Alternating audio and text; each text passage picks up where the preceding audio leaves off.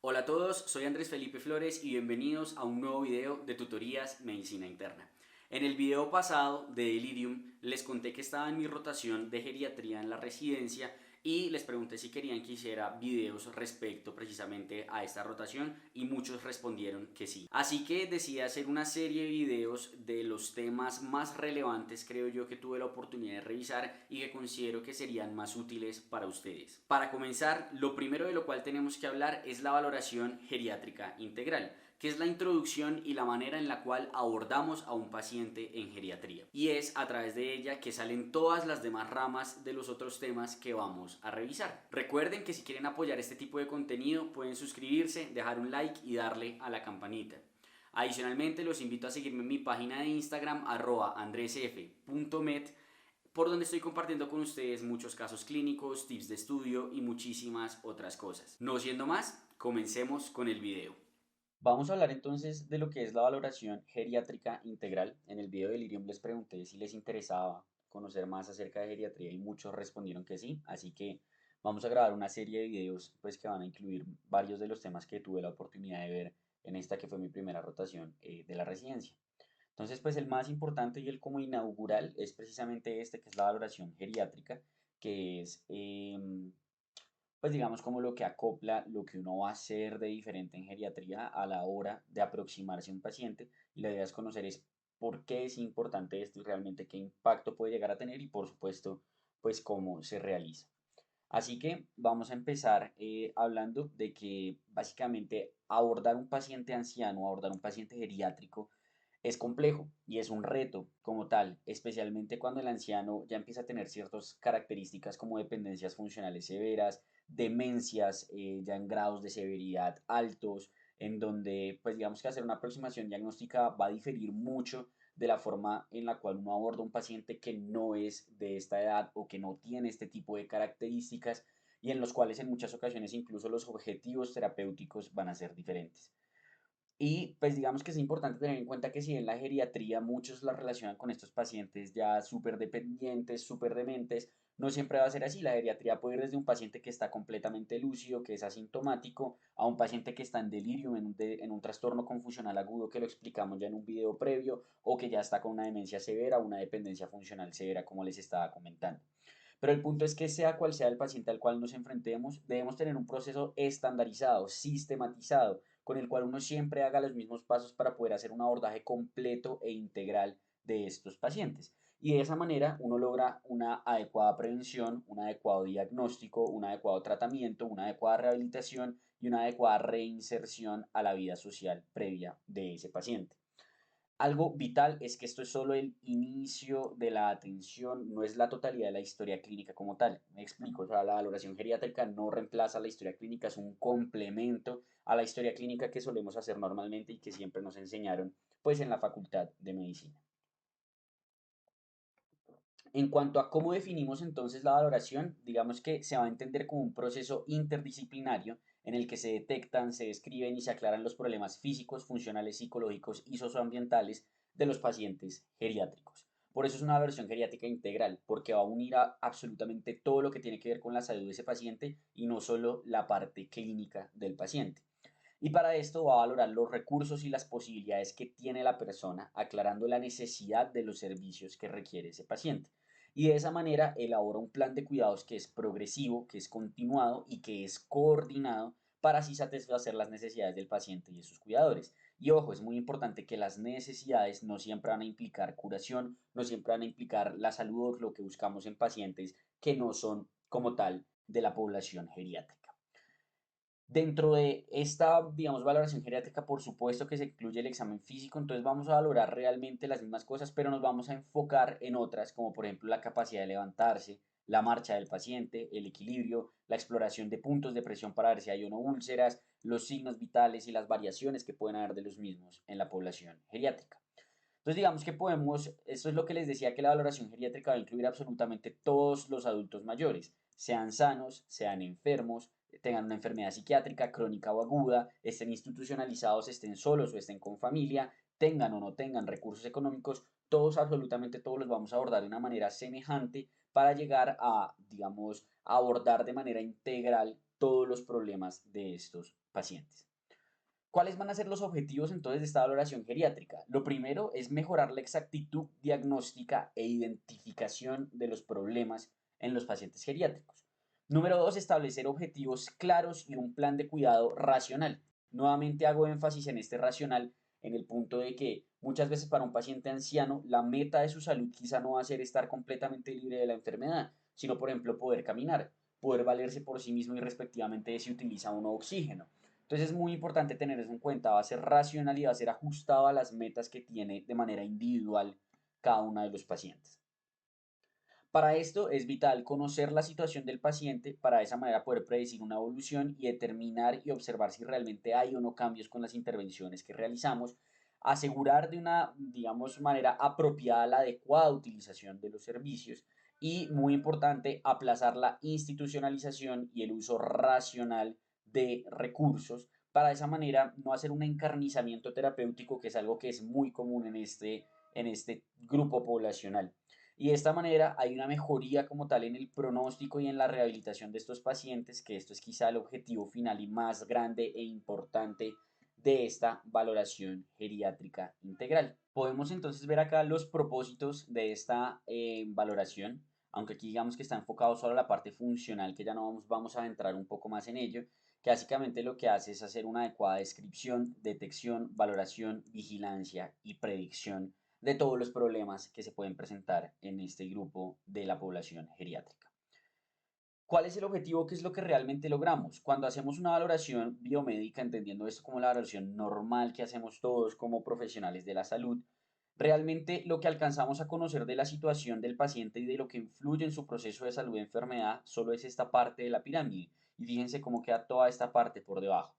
La valoración geriátrica lo que hace es lograr exponer absolutamente todos los componentes que influyen en la salud de ese paciente y en los cuales podemos llegar a intervenir y en los cuales tenemos que llegar a, digamos, a abordar y valorar dentro de estos pacientes.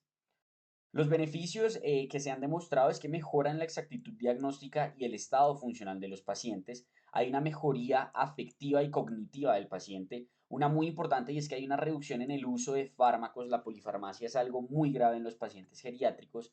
Hay un retardo como tal en la institucionalización y hay una disminución en el ingreso al servicio de urgencias, que como vamos a ver que un viejo, que un anciano entre al hospital ya de por sí lo deteriora completamente su salud, su funcionalidad y absolutamente todo. Em, digamos que hay una mejoría como tal para el servicio de salud, ya que disminuye los costos para el mismo servicio de salud, pero también para la familia, para el paciente, para la sociedad. Hay una reducción en el costo del sistema sanitario, hay una prolongación en los años de vida saludable con calidad de vida. Pero aquí es muy importante tener algo y es la valoración geriátrica integral per se no va a impactar en la mortalidad. Es decir, si yo con un paciente anciano y lo abordo o no lo abordo con la valoración geriátrica integral, la mortalidad muy probablemente va a ser la misma, pero lo que cambia es cómo vive realmente ese paciente sus últimos años de vida y esta parte de la calidad de vida es muy importante, porque es diferente el paciente, dos pacientes que se mueren a los 80 años, pero este primer paciente que se murió a los 80 años era funcional o por lo menos le logramos preservar parte de su funcionalidad, no estuvo todo el tiempo hospitalizado, a un segundo paciente que estuvo todo el tiempo hospitalizado, exacerbándose de sus patologías crónicas, terminando con una dependencia funcional severa y los dos murieron al mismo tiempo. Por supuesto, este vivió mejor y por supuesto, este le costó menos al sistema de salud, que es algo muy importante que tenemos que tener en cuenta. Las intervenciones que utilizamos en salud han de ser costo efectivas. Ahora bien, digamos que la valoración geriátrica integral se puede aplicar en diversos escenarios. Se puede aplicar de manera ambulatoria, se puede aplicar en un concepto y algo que se utiliza cada vez más, que son las unidades geriátricas agudas, que básicamente son como servicios de urgencias exclusivos para pacientes geriátricos. No está del todo claro si la valoración geriátrica integral beneficia al paciente post-hospitalización en la consulta externa o como tal en pacientes hospitalizados en sitios que no tienen este modelo de la unidad geriátrica aguda. Pero digamos que en general uno podría afirmar que la valoración geriátrica integral en su totalidad aborda o logra demostrar estos beneficios de la prolongación de años de vida saludable con calidad de vida que básicamente se ve reflejada o es debida a todo esto que mencionamos en los puntos anteriores. La pregunta es entonces, ¿a quiénes le hacemos esto? O sea, ¿cuáles son las indicaciones de hacer una valoración geriátrica integral? Y uno puede encontrar que dice todo paciente frágil, todo paciente con riesgo funcional. Pero digamos que lo que realmente se debería hacer es que sea un protocolo de ingreso de un adulto mayor. Todo adulto mayor que consulte urgencias, que tenga una visita domiciliaria, que vaya a una consulta externa, pues se debería hacerle la valoración geriátrica integral. Y ahí es donde entra el punto de, bueno, ¿desde cuándo consideramos adulto mayor? Y eso depende de cada institución. Algunas instituciones, todos los mayores de 75 son, digamos, atendidos o valorados por el geriatra. En otras son todos los mayores de 80, en otras son todos los mayores de 90, pero pues digamos que la idea es establecer eso de manera, digamos, como protocolaria. ¿Qué otras, digamos, por ejemplo, que recomienda Aptuvey? Todos los pacientes con comorbilidades de importancia, todos los pacientes con desórdenes psicológicos, con condiciones como demencia, caídas, que es lo que se conoce como los síndromes geriátricos, que son aquellas patologías que son más comunes y prevalentes en los ancianos y que requieren una particular atención y manejo. Entonces, por ejemplo, la constipación, la disfagia, la sarcopenia, entre otras. Y consideración de cambio de situación de vida. Los niveles de evaluación, digamos que podemos valorar acá es todo lo que tiene que ver con el contacto, que digamos la valoración ha de ser de una manera holística, ojalá de una manera especializada y de una manera completa, en donde se integren todos los dominios, en donde se haga evaluaciones específicas de los diferentes dominios, cognitivo, funcional, mental, que ya vamos a hablar ahorita, y de esa manera lograr el mejor abordaje de estos pacientes geriátricos. Entonces, ¿cuáles son los componentes de la valoración geriátrica integral para que realmente pueda ser, como su nombre lo dice, integral? Entonces, los componentes, digamos que son estos tres que realmente terminan siendo cuatro. Se habla de el área biológica física, que digamos que básicamente sería todo lo que tiene que ver con la condición clínica del paciente, sus antecedentes, su patología aguda, sus patologías crónicas, su manejo médico, etc. Está el área mental, entendiendo en el área mental todo lo que tiene que ver con la parte tanto cognitiva como psicológica, y está el área social. Pero digamos que el conjunto de estas tres, aunque usualmente en la gran mayoría de los textos lo ponen como una, digamos, un área aparte, es valorar la funcionalidad del paciente. La funcionalidad del paciente es, digamos, de las cosas más importantes a determinar en esta valoración geriátrica. ¿Para qué? Para de esa manera, digamos, efectuar compensaciones psicológicas, sociales o medidas terapéuticas individualizadas conforme a la funcionalidad del paciente y de esa manera lograr un mejor desenlace en su salud. Entonces aquí tenemos el área biológica física, área mental, área social que valoran la funcionalidad, pero que como les digo en múltiples textos van a encontrar como cuatro áreas aparte que se valoran dentro del paciente en la valoración geriátrica integral. Particularidades a tener en cuenta dentro de estas áreas. En el área clínica, cuando hacemos el abordaje clínico, siempre hay que tener en cuenta las particularidades del anciano, como por ejemplo las manifestaciones atípicas de las enfermedades en el anciano, que el síndrome coronario agudo se presenta con equivalentes anginosos, que el anciano no va a hacer fiebre de una manera clara, un síndrome de respuesta inflamatoria sistémica claro cuando se está infectando, y así sucesivamente. En la parte clínica también es vital siempre realizar una valoración sensorial para determinar si hay afección visual o auditiva, porque esto tiene un impacto enorme en la funcionalidad del paciente. Y lo tercero, las inmunizaciones son de gran importancia, especialmente ahora con el COVID. Entonces, siempre dentro de los antecedentes que les preguntamos a los pacientes, debemos preguntarle los inmunológicos, porque la vacunación en el paciente geriátrico es algo vital, es algo muy importante, al punto que debe ser igual de importante que la vacunación en los pacientes pediátricos. Es muy importante tener eso en consideración. Entonces, pues digamos que siempre valorar eso. En la parte funcional, siempre incluir la capacidad física. Digamos que la funcionalidad usualmente se valora en términos de lo que son las actividades básicas de la vida diaria. Me equivoqué de qué pena con ustedes. Básicas de la vida diaria, como peinarse, vestirse, bañarse. Las actividades instrumentales de la vida diaria, como manejar plata, manejar medicamentos, etc. Entonces, la funcionalidad siempre se limita a esto con escalas que muchos habrán escuchado, como el Bartel, como el Lotton, que vamos a hablar ahorita, pero es muy importante siempre incluir la capacidad física, ver cómo es ese paciente realmente en su marcha, en términos de su velocidad de marcha, etc. En la valoración mental, el punto no es solo quedarse con la alteración cognitiva, sino también siempre tener en cuenta el delirium, ese síndrome confusional agudo, y siempre tener en cuenta los trastornos del ánimo, sobre todo la ansiedad y la depresión, porque en muchas ocasiones la ansiedad y la depresión pueden ser la manifestación inicial de un trastorno cognitivo, como por ejemplo la depresión en el caso del Alzheimer. Y en la parte social, si bien hay que valorar todo el contexto social del paciente, hijos, apoyo social, quién es su cuidador principal, cuál es su sustento económico, debemos también incluir acá siempre al cuidador. Siempre hay que valorar la sobrecarga del cuidador porque los pacientes geriátricos que tienen dependencia, pues tienen un cuidador principal que suele ser un familiar y ese familiar en muchas ocasiones va a tener fatiga, va a tener sobrecarga y eso lo podemos evaluar con scores o con escalas como el SAIT. Entonces digamos que la valoración geriátrica va a tener estos componentes y cada uno lo vamos a hablar de manera diferente. Entonces lo que hablábamos del componente biológico clínico lo vamos a hacer a través de la historia clínica tradicional, la exploración física, los antecedentes farmacológicos. El componente psicológico, es decir, mental, lo vamos a valorar con scores como el mini mental, el MoCA, el mini COC y el estado afectivo a través, por ejemplo, de escalas de depresión como el Yesavage. El componente social, pues con el estado social podemos hacer uso de herramientas como el APGAR familiar y la funcionalidad la vamos a evaluar a través, por ejemplo, de cosas como el índice de Bartel para las actividades básicas, el Loton para las actividades instrumentales, entre otras, y podemos incluir muchas otras cosas acá, equilibrio y marcha, estado nutricional, dentición, etcétera, etcétera, etcétera, y termina siendo de una manera muy holística en la cual valoramos a estos pacientes. ¿Qué es importante tener en cuenta? Si se dan cuenta, estamos llenos de escalas, Bartel, Loton, Frail, etcétera.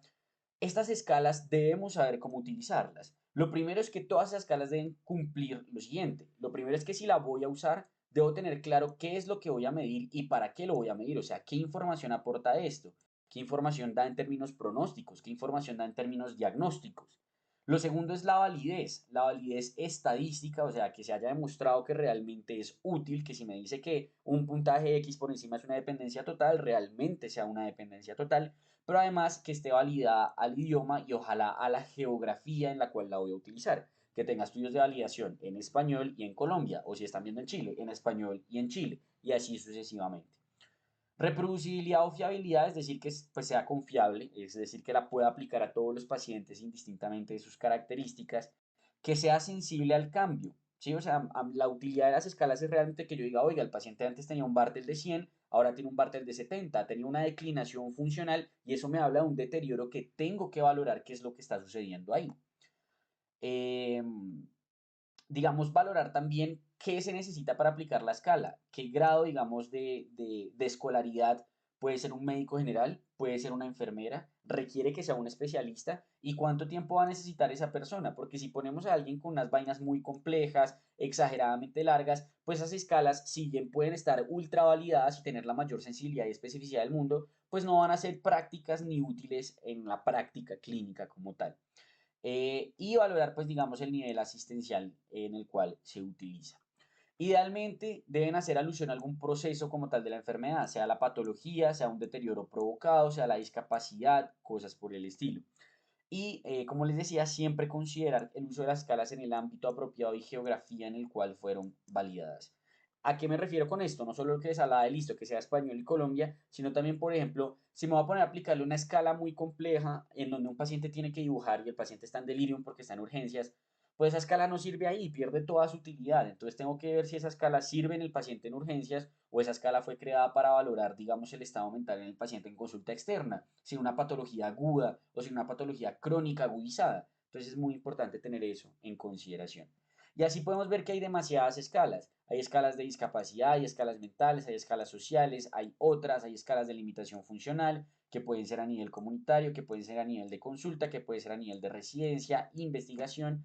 Y la idea es tratar de conocer cuáles son las particularidades de cada una de estas para poder hacer el mejor uso de las mismas. Aspectos importantes a tener en cuenta de la valoración geriátrica, pues algo muy importante es que debe ser lo más interdisciplinaria posible siempre y cuando el personal y los recursos lo permitan. Es decir, uno lee que no, que ojalá que tenga el geriatra, el ortopedista, el todo el mundo, pero pues digamos realmente qué tan costo efectivo sería eso. Entonces, pues digamos que hay que tener en cuenta realmente qué se requiere para ese equipo base. Se habla inicialmente de que un equipo base mínimo necesitaría un geriatra, una enfermera y una trabajadora social o un trabajador social. Y de acuerdo a eso, digamos que estos tres, digamos, formen el equipo que hace la valoración geriátrica integral y conforme a los hallazgos se solicite conceptos adicionales, interconsultas ya supraespecialidades. Siempre es importante, sobre todo ahora, el uso de la virtualidad en estos pacientes. ¿Listo? Entonces es muy importante tener todo eso en consideración. Ahora bien, digamos que la valoración geriátrica incluye múltiples dimensiones como hemos visto hasta ahora, como la salud física, la función mental, la capacidad funcional, sociales, ambientales, económicos. Y pues digamos que, como les decía, es importante acoplar la valoración geriátrica al escenario en el cual yo me enfrente, si estoy en consulta externa o cosas por el estilo. Y también es importante saber que si bien hay todas estas escalas que pueden ser muy complicadas, en consulta externa existe la posibilidad de realizar como test abreviados y conforme a lo que yo encuentre considerar si debo remitir a geriatría o si voy a aplicar una escala ya un poco más completa, si sé cómo utilizarla y cómo aplicarla. Y siempre, siempre, siempre debo valorar la parte farmacológica. Esto es algo en lo que siempre se hace énfasis. Incluso se dice que se debería solicitar al paciente o al cuidador que lleve literalmente la bolsa con sus medicamentos para de esa manera uno poder ver qué se está tomando, en qué horario se lo está tomando y determinar si está bien lo que está haciendo, si hay más medicamentos de los que deberían o si se puede, digamos, cambiar un medicamento por otro que sea menos deleterio, los eventos adversos del mismo para el paciente geriátrico. Y por supuesto, siempre lo más antes posible que yo logre que un paciente geriátrico tenga una valoración geriátrica, mayor impacto va a tener en todos los beneficios que hablamos que tiene la valoración geriátrica integral. Entonces, hablando específicamente del estado funcional, el estado funcional se valora, como ya les había explicado, según los tipos de actividades de la vida diaria. Y las actividades de la vida diaria las puedo dividir en instrumentales, en básicas y en avanzadas. ¿Qué quiere decir básicas? Lo mínimo que yo necesito para vivir. Ser capaz de bañarse, de vestirse, de ir al baño, de tener continencia urinaria y fecal, de alimentarme, de transportarme, me refiero a caminar de un lado a otro, subir escaleras, etc. Las instrumentales, digamos que ya son un poco más avanzadas, en donde yo además de poder valerme por mí mismo en términos de suplir mis necesidades básicas, también soy capaz de hacer una funcionalidad un poco más social. Entonces puedo hacer compras, puedo manejar, puedo usar transporte público solo, puedo usar teléfono, puedo realizar trabajos del hogar como cocinar, lavar, etc. Y las avanzadas es cuando ya logro integrar todo esto en, digamos, una actividad compleja como una labor social, comunitaria, laboral, etcétera. Entonces siempre es importante tener eso en cuenta. Y como les dije, digamos en unas diapositivas previas, si en la valoración funcional siempre está muy encaminada a valorar esto, en la valoración funcional también deberíamos incluir la capacidad física del paciente y quizá una de las formas más fáciles de hacerlo es con la velocidad de la marcha. ¿Listo? Ahora, digamos, imagínense que un paciente les llegó porque se fracturó la cadera. Pues ese paciente que se fracturó la cadera en ese momento no va a ser capaz, por ejemplo, de asearse, de bañarse, de vestirse. Pero la pregunta es si ese paciente antes de fracturarse la cadera podía hacer eso. Y por eso siempre la valoración geriátrica y sobre todo el estado funcional lo debo determinar valorando la condición basal del paciente, entendiendo basal como los 15 días previos al inicio de la patología aguda. Ojo, no a la consulta de urgencias. Si se cayó y se fracturó la cadera hace 15 días, es 15 días antes de que se cayera. Ahí es donde yo tengo que hablar realmente, oiga, este man, cómo funcionaba antes, este paciente, cómo lograba mantenerse antes, y lo que yo tengo que tratar de buscar es retornarlo a esa funcionalidad basal o a esa funcionalidad previa. Otros componentes importantes, siempre en la parte clínica, valorar el riesgo de caídas. Ya tendremos un video adelante de riesgo de caídas en el anciano y fractura de cadera, pero pues es importante siempre valorarlo porque, digamos, es un síndrome geriátrico muy importante. Siempre valorar la parte cognitiva, sobre todo para realizar un diagnóstico temprano. Cuando hablemos en uno de los videos más adelante en enfermedad de Alzheimer, van a ver que lo que es el deterioro cognitivo le es una forma previa a la instauración propiamente de la demencia y si yo logro coger ahí a los pacientes, diagnosticarlos ahí, voy a lograr, digamos, repercutir en una prolongación de la instauración de la demencia, voy a lograr hacer que ese paciente sea más independiente, más funcional por un tiempo más prolongado. Entonces es muy importante tener eso en cuenta y recordar que en la parte cognitivo mental no solo vamos a hablar la parte cognitiva, sino también conductual. Y ahí entra la importancia del estado de ánimo y siempre tamizar por depresión y buscar ansiedad en el paciente anciano. La polifarmacia la hemos recomendado o la hemos mencionado ya varias veces, se va a hacer de forma completa, incluyendo los medicamentos homeopáticos y ojalá que el paciente traiga de manera física todos sus medicamentos. Aquí tenemos parte de lo que es la valoración cognitiva, en donde les decía hay áreas cognitivas como tal, que es toda la parte mental en términos de memoria, capacidad ejecutiva, etcétera, nocias, praxias, y el área no cognitiva que tiene que ver con toda la parte, digamos, también psicológica de que va o que acompaña y que es digamos, inherente a esta valoración cognitiva como tal. Entonces, siempre hay que tener en cuenta y valorar no solo esto, sino determinar esto qué impacto tiene como tal en la funcionalidad del paciente. Y es importante como que acoplar estas valoraciones a la individualidad de cada uno de los pacientes. Si ustedes aplican una prueba de tamizaje cognitivo a un paciente que tiene una, digamos, educación superior, que tiene un doctorado, etcétera, muy probablemente ese paciente, así esté con un deterioro de su estado cognitivo basal, sea capaz de responder muy bien esa prueba. Mientras que tiene un paciente con una baja escolaridad, que digamos se crió todo el tiempo en el campo, que no tuvo ningún tipo como de estudios avanzados, pues digamos que la declinación funcional de él en términos porcentuales puede ser la misma que la del paciente con el doctorado, pero digamos que eso sí se va a repercutir o se va a evidenciar en el paciente en esa prueba de tamizaje. Entonces es muy importante como individualizar a cada uno de los pacientes. Otros componentes a valorar, como siempre les he dicho, soporte financiero y social y siempre determinar esto de los objetivos o metas del cuidado. Que esto es lo que les decía, en la valoración geriátrica en el paciente geriátrico ya las metas dejan de ser las metas de salud, es decir, no siempre se va a buscar la mejoría en salud, la corrección absoluta de la patología. ¿Qué yo voy a buscar? Satisfacer las metas propias del paciente. Y las metas varían dependiendo de cada paciente, eso es muy importante tenerlo en cuenta. Puede que un paciente diga, no, yo lo que quiero es poder caminar. Puede que un paciente diga, no, yo lo que quiero es poder caminar con el caminador. Y puede que otro paciente diga, no, yo quiero ser capaz de utilizar mi silla de ruedas. Y los tres pacientes, y con cada uno de ellos logramos su objetivo, logramos la salud en el anciano. Incluso hay una definición como acoplada de la salud al anciano de la OMS, que, en donde se habla de que básicamente la salud en los ancianos es movilidad. No es el estado completo, ausencia, placentero, yo no sé qué, todo lo que es la definición de OMS de salud, sino que realmente es un poco más enfocado a movilidad, funcionalidad en el anciano, así tenga sus patologías de base establecidas. Entonces es muy importante siempre tener esto en consideración. Y aquí podemos ver cómo la valoración geriátrica integral nos permite prevenir el deterioro funcional en el anciano.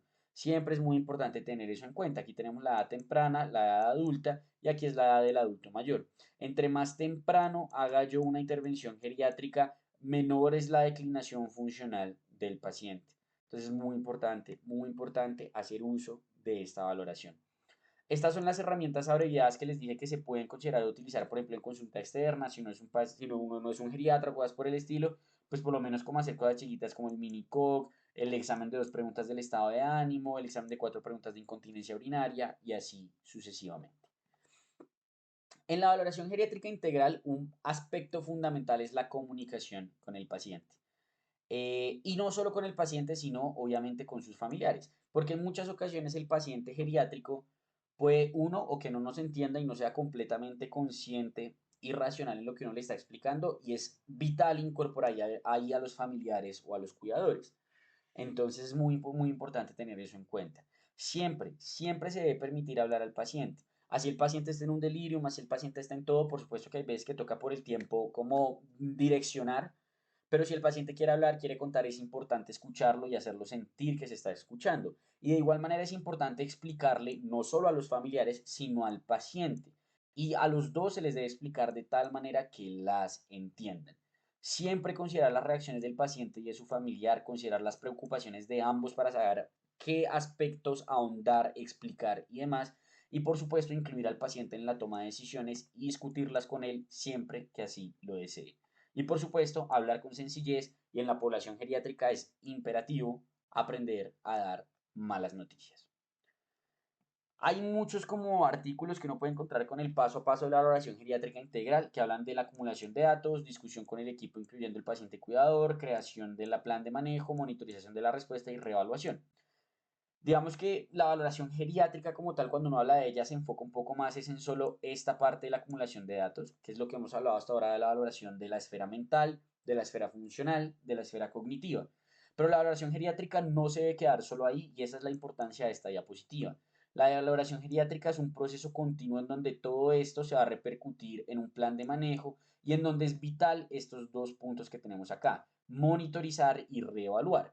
Estos beneficios que yo les he hablado de la valoración geriátrica integral de más años con calidad y demás, es cuando la valoración geriátrica integral incluye estos dos componentes, cuando no solo digo listo, tengo una sospecha de trastorno neurocognitivo, sino que digo, venga, hagámosle una prueba neuropsicológica, confirmémosle, instauremos un manejo y hagámosle seguimiento para ver cómo vamos modificando ese manejo y preveniendo un deterioro cognitivo mayor.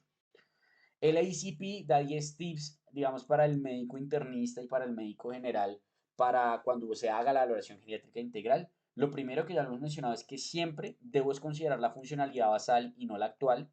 Lo segundo es que solo debo ordenar reposo en cama si es absolutamente necesario.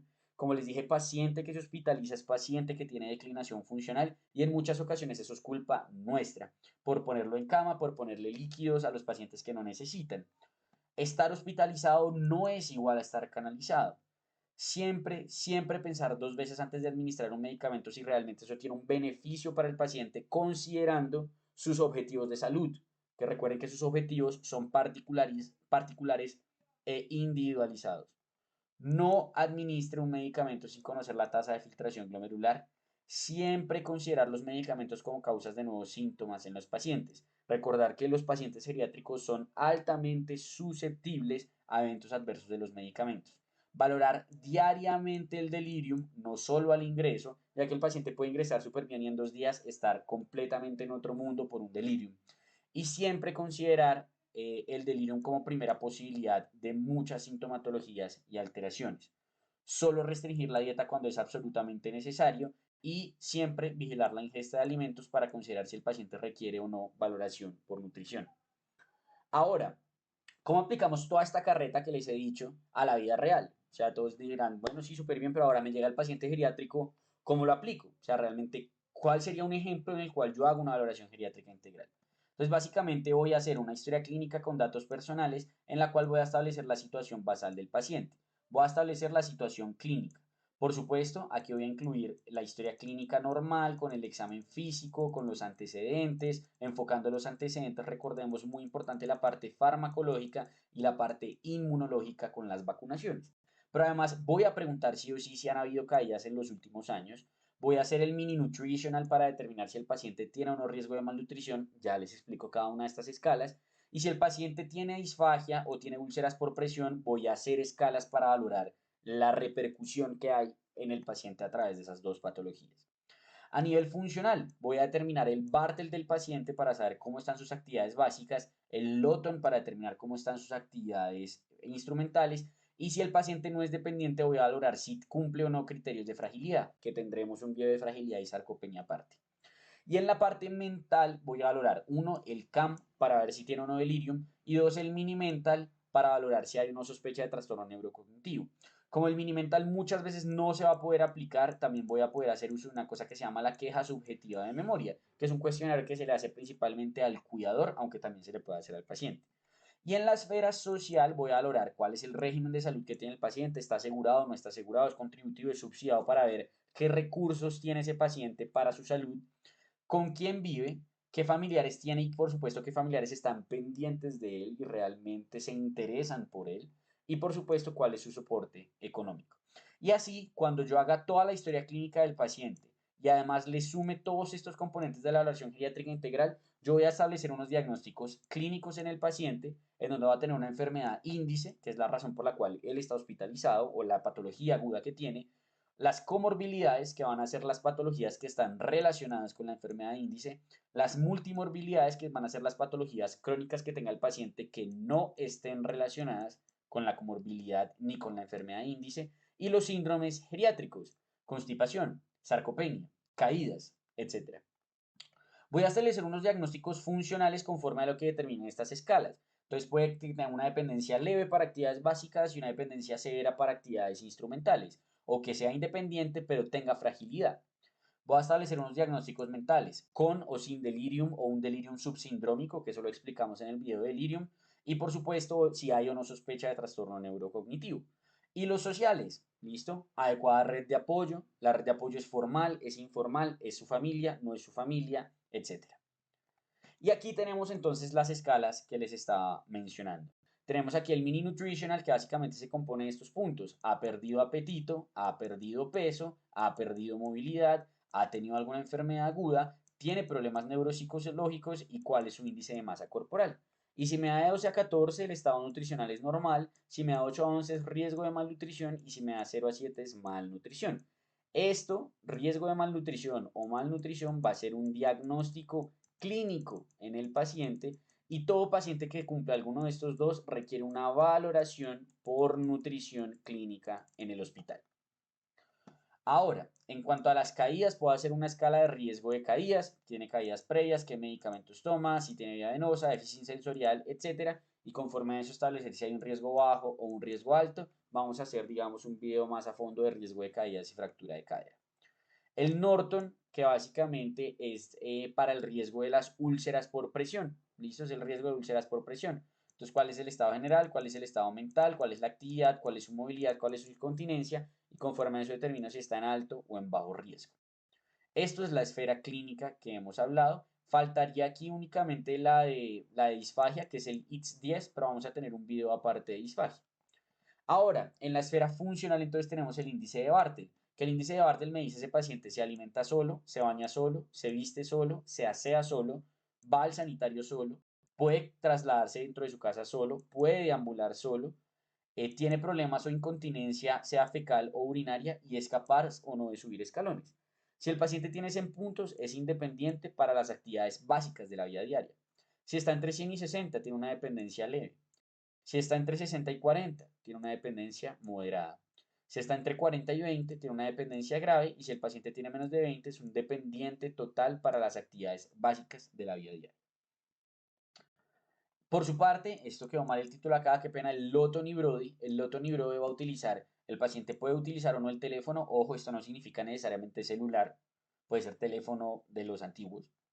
El paciente hace compras, el paciente prepara comida, cuida la casa, lava la ropa, puede usar medios de transporte público, es responsable con su medicamento y maneja sus asuntos económicos, y cada uno de esos me va a dar un puntaje. Si el paciente tiene 8, es independiente. Si está entre 6 y 7, tiene una dependencia leve para las actividades instrumentales. 4 y 5, dependencia moderada. 2 y 3, dependencia grave. Y 0 y 1, dependencia total para las actividades. El Frail me va a determinar el riesgo de fragilidad en estos pacientes. Algo muy importante, si el paciente tiene un Bartel menor a 90, ya no le calculo Frail, porque el Frail es un estado previo a la discapacidad, y si el paciente ya tiene dependencia para actividades básicas, pues ya tiene discapacidad y el Frail no va a servir de nada, porque por supuesto que el paciente es frágil. ¿Listo? Entonces es importante tener eso en cuenta. Ahora bien, si yo valoro el Frail, entonces ¿qué voy a valorar? La fatiga, la resistencia, la deambulación, cantidad de enfermedades que tiene el paciente y si ha tenido o no pérdida de peso. Y conforme a esto, si tiene 0 puntos es un anciano robusto, si tiene 1 o 2 puntos es un anciano prefrágil y si tiene más de 3 puntos es un anciano frágil. ¿Listo? ¿Qué es la fragilidad? Un deterioro de la capacidad, digamos, de reserva fisiológica, que de eso vamos a hablar en el video de fragilidad. SARC-F, riesgo de sarcopenia, entonces valoramos la fuerza, la asistencia para caminar, la necesidad de ayuda para levantarse una silla, de ayuda para subir escaleras y si ha tenido o no caídas. Y se puntúa de 0 a 10, ¿cierto? Y la puntuación total, digamos, si es de 0 a 3, representa sin sarcopenia y si es de 4 para arriba, quiere decir que tiene sospecha de sarcopenia. ¿Listo? Y finalmente, en la esfera mental tenemos el CAM, que básicamente son los 4 puntos con los cuales diagnosticamos el delirio. Y eso es muy importante, el CAM no es riesgo de delirium, el CAM no, el CAM es diagnóstico, tiene o no tiene delirium, en donde el paciente sí o sí tiene que tener 1 y 2, ¿cierto? Que es un inicio agudo y un curso fluctuante y que tenga inatención. Y asociado a 1 y 2 debe tener 3 o 4, es decir, que tenga pensamiento desorganizado o que tenga alteración en el estado de la conciencia. Si no cumple con todos los criterios, es lo que conocemos como delirium subsindrómico. Acá tenemos el mini mental. El mini mental básicamente se valora así: 30 normal, 26 a 24 es un déficit leve y menor a 24 es una sospecha como tal de deterioro cognitivo. Ojo, ustedes pueden haber escuchado otros puntos de corte, como 24, como 27. ¿Y cuál es el punto de esto? Precisamente lo que les explicaba de que las escalas se validan para cada país y para cada idioma. Entonces, esta es una validación que se realizó en la Universidad Javeriana en Colombia para utilizar estos puntajes para la población geriátrica en Colombia. Entonces, lo ideal es que ustedes determinen cómo son los puntos de corte y cuáles son las preguntas que se han validado en su país. Porque, por ejemplo, no va a ser lo mismo que uno le diga al paciente: oiga, las 3 palabras que necesito que recuerde son casa, mesa y árbol. El punto no es que uno diga como, ay, no, yo prefiero decir entonces reloj, lápiz y computador. No, porque esta escala, el estudio que la validó en la población colombiana, utilizó estas tres preguntas. Igual que estas preguntas de orientación, igual que estas dos palabras o estos dos objetos que tenía que denominar el paciente. Entonces la idea es aplicarlas como están establecidas acá. Aquí tenemos otro ejemplo de mini mental en donde se hace, por ejemplo, un ajuste dependiendo de la escolaridad del paciente. Y eso también, como les digo, va a variar en cada país. Acá en Colombia hay uno de la Universidad Nacional, pero hay otros dependiendo de cada país. Entonces es muy importante tener eso en consideración.